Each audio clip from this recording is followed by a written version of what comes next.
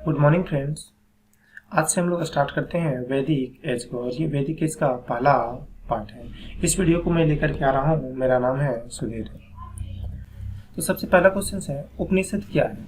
क्या ये उपनिषद महान महाकाव्य है, कहानी की पुस्तकें हैं, हिंदू दर्शन का स्रोत है या कानून की किताब है? तो देखिए, ये उपनिषद जो है वो हिंदू दर्शन का एक स्रोत है। ठीक है, तो ये इस क्वेश्चन का जो आंसर हो जाएगा ये हो जाएगा ऑप्शन नंबर सी। अब देखिए, आपको यहाँ से दो तीन और डिफरेंट क्वेश्चन जो बनते हैं उसको याद रखना है। तो उपनिषद टोटल हम लोगों के पास 108 है। ठीक है, उपनिषद की नंबर 108 है। और एक उपनिषद याद रखना है, मुंडक उपनिषद। ठीक है, मुंडक उपनिषद। मुंडक उपनिषद से हम लोग लेके रखे हैं सत्यमेव जयते, यानी सत्यमेव जयते कहाँ से लिया गया है? मुंडक उपनिषद से लिया गया है। और उपनिषद का जो शाब्दिक अर्थ होता है वो होता है सिटिंग नियर, यानी कि सामने बैठना, सिटिंग नियर। ठीक, तो इस पर्टिकुलर क्वेश्चन का जो सही आंसर होगा वो हो जाएगा हम लोग का ऑप्शन नंबर सी। देखते हैं क्वेश्चन नंबर 2। आर्यन को एक जाति के रूप में नामित करने वाला पहला यूरोपियन कौन था? ठीक है, तो देखो, एक इंसान था जिसका नाम था मैक्स मुलर। ये मैक्स मुलर ने क्या बोला था कि ये जो आर्यंस लोग हैं, ये आर्यंस लोग एक जाति हैं और ये आए हुए हैं मध्य एशिया से, मध्य एशिया से। ठीक है, और एक चीज याद रखना, आर्यंस, आर्यंस का मतलब होता है श्रेष्ठ, श्रेष्ठ, और श्रेष्ठ मीन्स सुपेरियर। ठीक, तो इस क्वेश्चन का सही आंसर क्या हो जाएगा? आर्यन को जाति के रूप में नामित करने वाला कौन इंसान था? तो वो था मैक्स मुलर। ऋग्वेद में किस नदी का कोई उल्लेख नहीं है? तो देखो, ऋग्वेद में सिंधु नदी का उल्लेख है, सरस्वती का उल्लेख है, यमुना का भी है, पेरियार का उल्लेख नहीं है। ये जो पेरियार नदी है ये एक केरला की नदी है, यानी केरल की एक नदी है और इस नदी का ऋग्वेद में कोई भी जिक्र नहीं किया गया है। ठीक है, अब यहाँ से एक दो क्वेश्चन और बनता है कि ऋग्वेद में सबसे ज्यादा किस नदी का मेंशन किया गया? तो सबसे ज्यादा सिंधु नदी का मेंशन किया गया है ऋग्वेद में। और ऋग्वेद में सबसे पवित्र नदी किसको माना गया? तो ऋग्वेद में सबसे पवित्र नदी सरस्वती को माना गया है। तो इस क्वेश्चन का जो आंसर होगा वो हो जाएगा option number D, that is Periyar. ऋग्वेदिक भगवान वरुण कौन थे? तो देखो, ऋग्वेद में जो भगवान था वरुण, वो कौन था? देखो, इस टाइम जो भगवान था वो था इंद्र। ठीक है, इंद्र को हम लोग और नाम से जानते थे, इसको बोलते थे पुरंदर।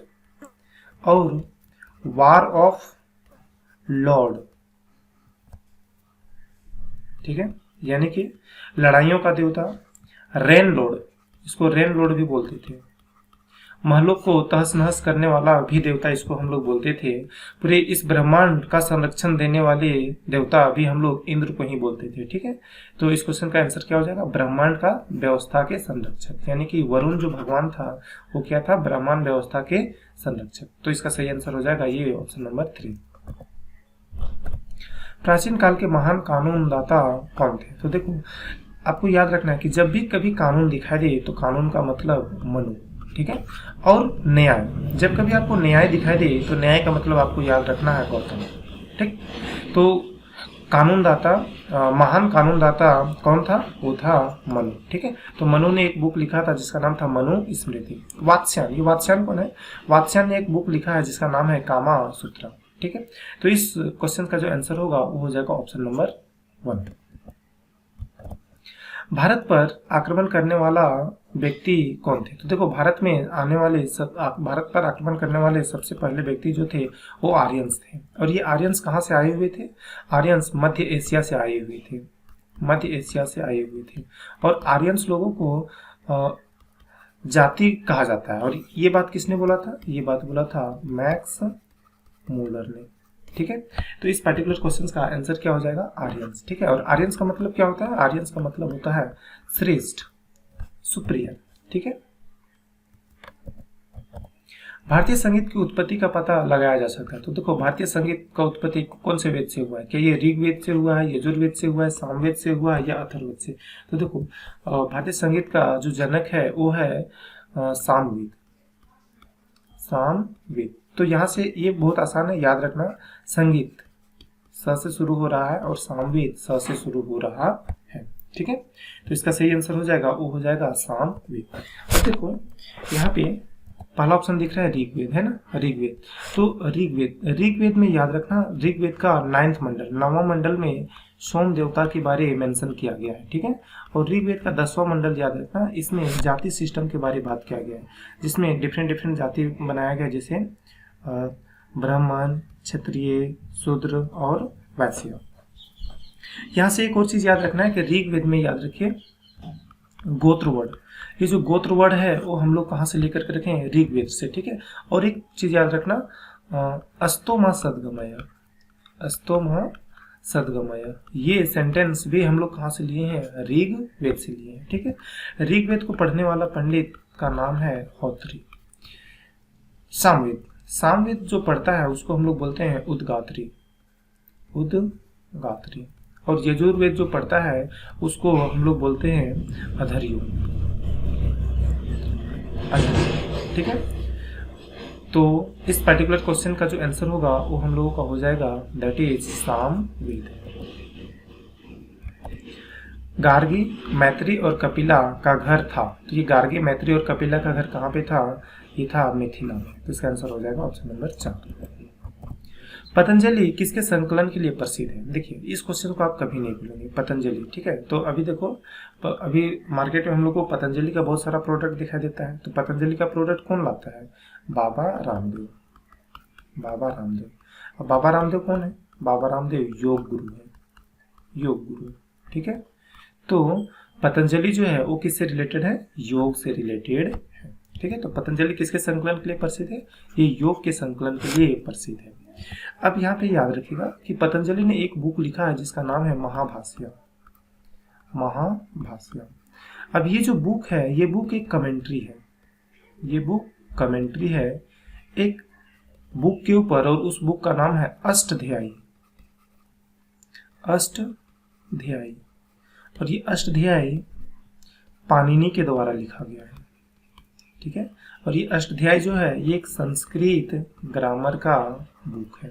एक बार दोबारा सुनिए, पतंजलि ने एक बुक लिखा है जिसका नाम है महाभाष्य, और ये जो बुक है महाभाष्य ये कमेंट्री है अष्टध्यायी के ऊपर। और ये अष्टध्यायी किसके द्वारा लिखा गया है, पाणिनि के द्वारा लिखा गया है। और ये अष्टध्यायी क्या चीज है, ये संस्कृत ग्रामर का एक बुक है।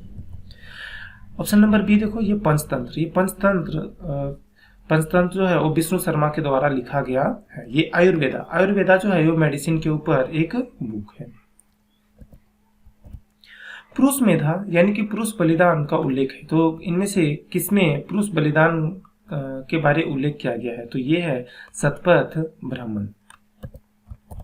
गोत्र शब्द का जिक्र कहाँ मिलता है, तो आप लोग को बताए थे गोत्र शब्द का जिक्र हम लोग को ऋग्वेद में मिलता है। यहाँ से आपको इस चीज को याद रखना है, देखो गोत्र में इस तरह को देखना और ऋग्वेद में इस री को देखना, ये दोनों मिलता जुलता है ना। तो यहाँ से याद रखना कि ऋग्वेद से हम लोगों को गोत्र शब्द का पता चलता है, यानी कि गोत्र शब्द हम लोगों को मिला हुआ है।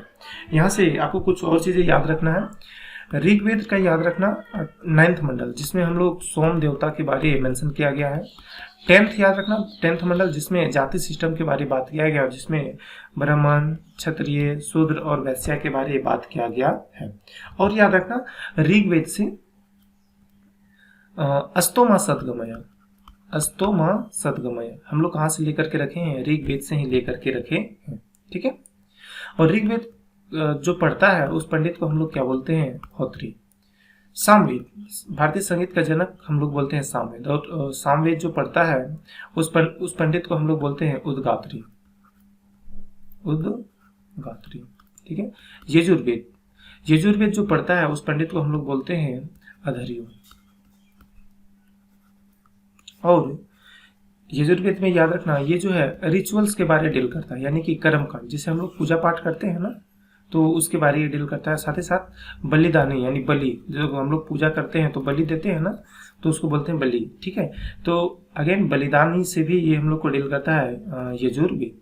अथर्ववेद, ये अथर्ववेद जो है वो काला मैजिक के बारे में बात करता है, जादू टोना के बारे में बात करता है, ठीक है।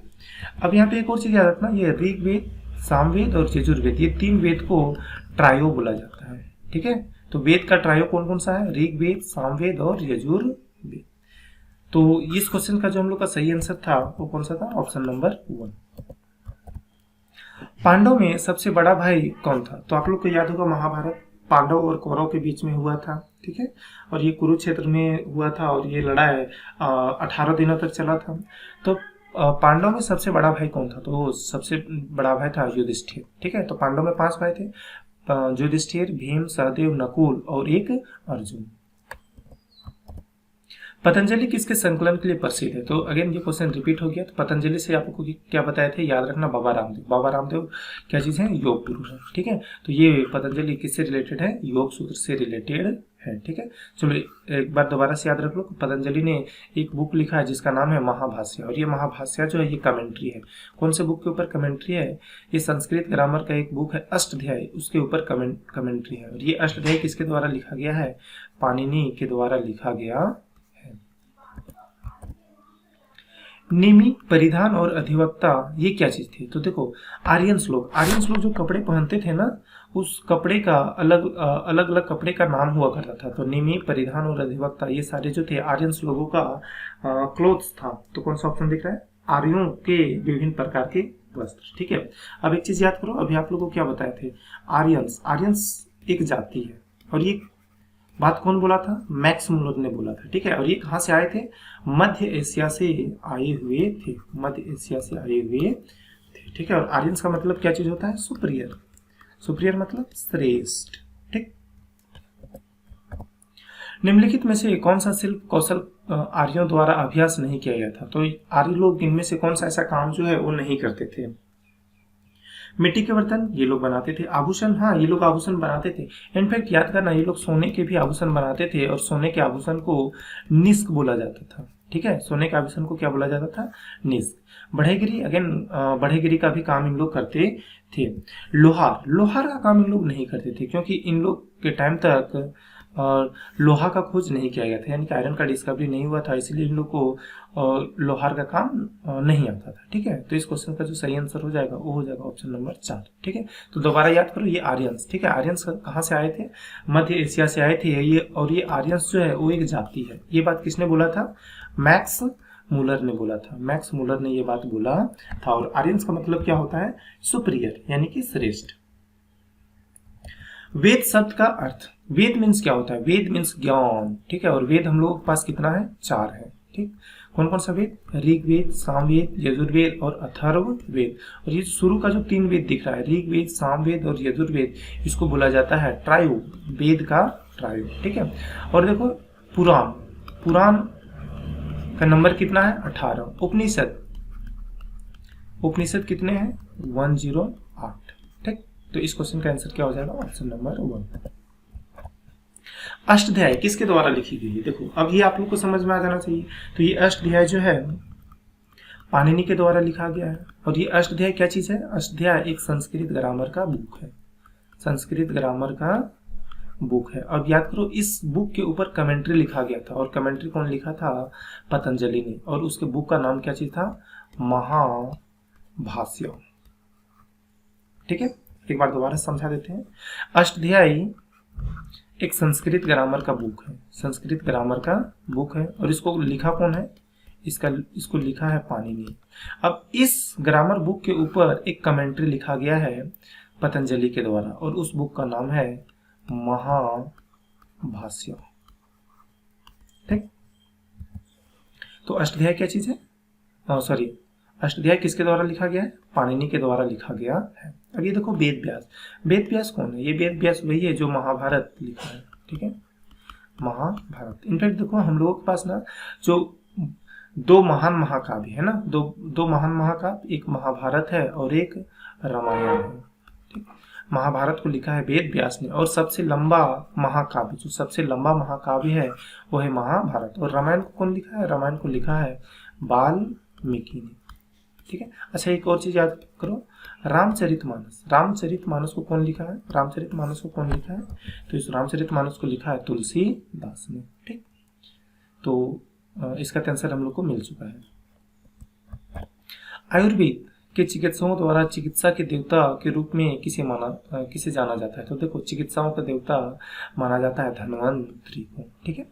अब यहाँ पे देखो ऑप्शन नंबर 1, तो ऑप्शन नंबर 1 क्या दिख रहा है, सुश्रुत। सुश्रुत ने एक बुक लिखा था जिसका नाम है सुश्रुत संहिता। चरक, चरक ने भी एक बुक लिखा है जिसका नाम है चरक संहिता, ठीक है, चरक संहिता। पतंजलि, याद करो, पतंजलि ने एक बुक लिखा था जिसका नाम था महाभाष्य, और ये जो बुक है वो कमेंट्री है। किसके ऊपर कमेंट्री है, संस्कृत ग्रामर का एक बुक अष्टाध्यायी, उसके ऊपर ये कमेंट्री है। और ये अष्टाध्यायी किसके द्वारा लिखा गया है, पाणिनि के द्वारा लिखा गया है, ठीक है।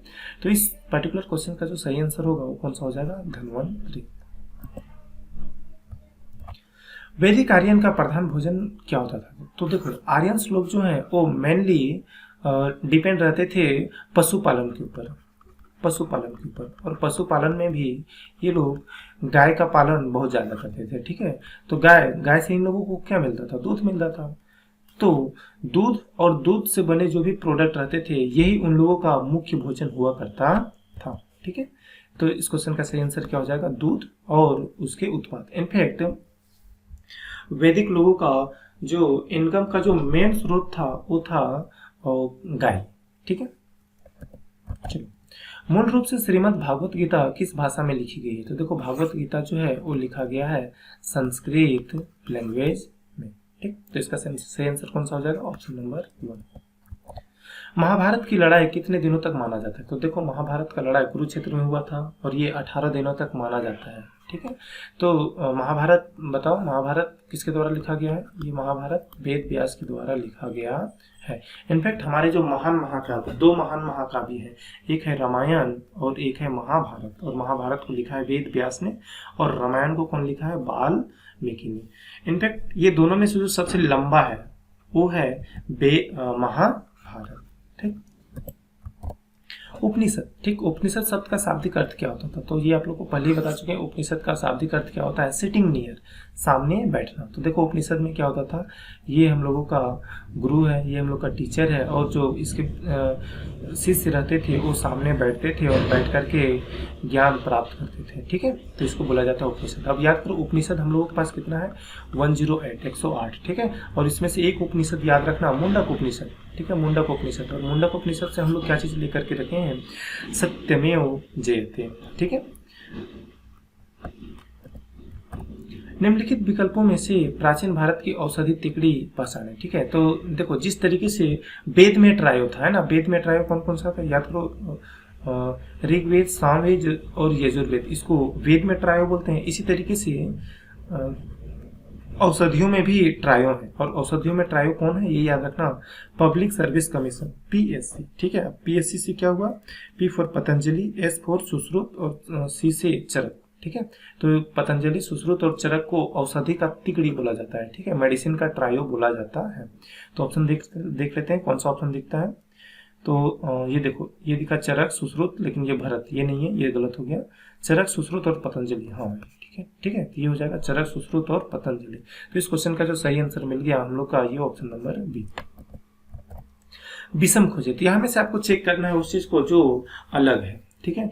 तो ये सामवेद, यजुर्वेद, ऋग्वेद, ये देखो ये तीनों जो है वो वेद है, लेकिन ये विष्णु पुराण, ये तो पुराण है ना, ये तो अलग हो गया, ठीक।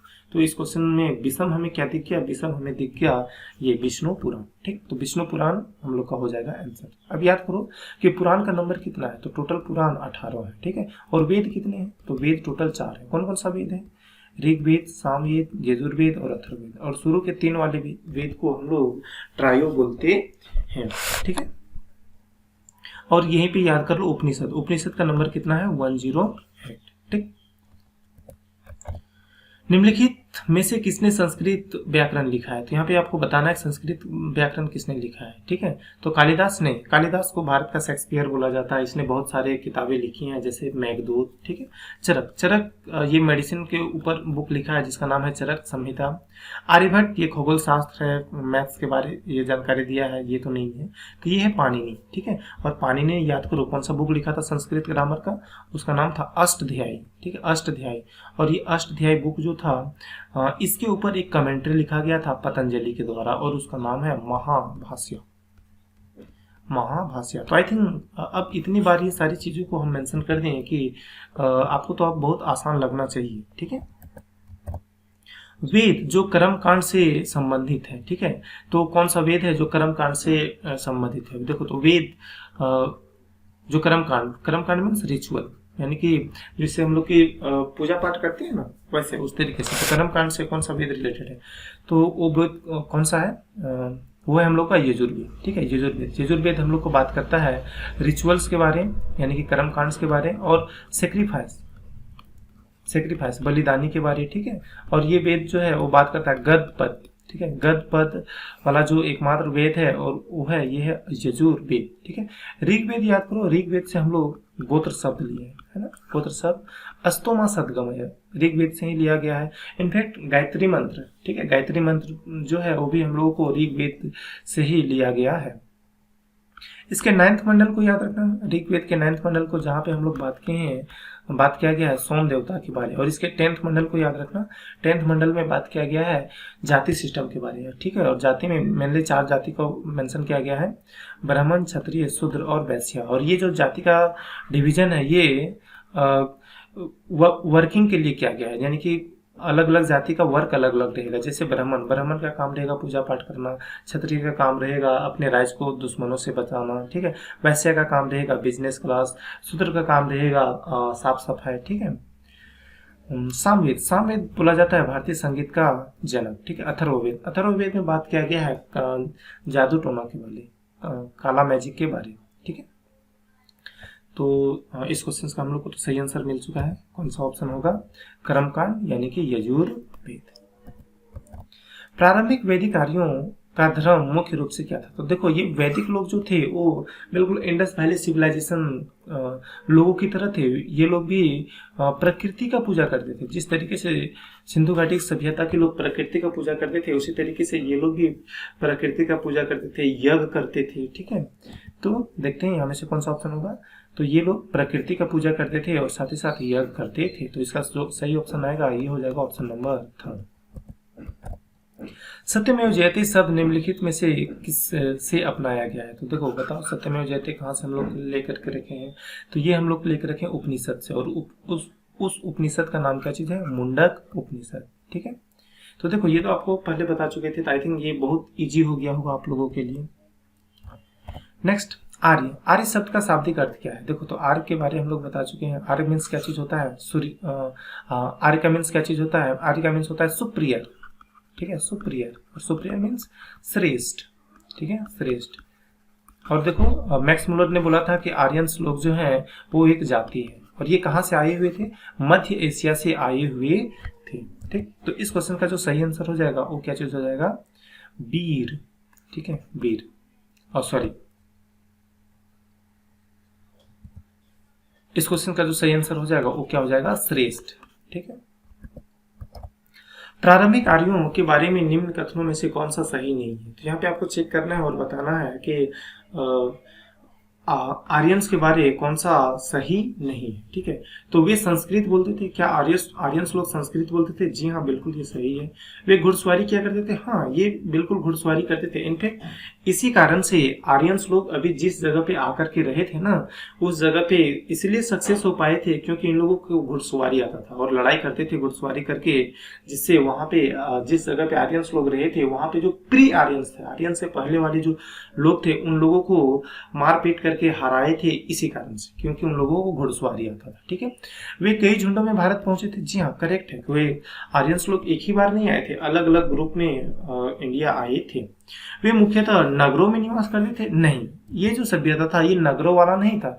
इंडस वैली सिविलाइजेशन जो था वो हम लोगों का नगरों वाला सभ्यता था, ये लोग का सभ्यता नगरों वाला नहीं था। ये लोग तो एकदम देहाती थे, ये लोग गाय पालन करते थे, ठीक है, कृषि करते थे, तो ये लोग बिल्कुल नगरीय व्यवस्था में नहीं थे, यानी नगरों में निवास नहीं करते थे। ठीक है, तो हम लोग से पूछा था कि कौन सा सही नहीं है, तो कौन सा सही नहीं है, ये ऑप्शन नंबर 4 सही नहीं है। तो इस पर्टिकुलर क्वेश्चन का जो सही आंसर होगा वो हो जाएगा ऑप्शन नंबर 4। ठीक है, तो आज की वीडियो में बस इतना ही सा। उम्मीद करता हूँ आप लोगों को समझ में आ रहा होगा। दोस्तों अगर आप लोगों को ये वीडियो अच्छा लग रहा है तो अपने फ्रेंड सर्कल में जरूर से शेयर करें। Thank you for watching the video.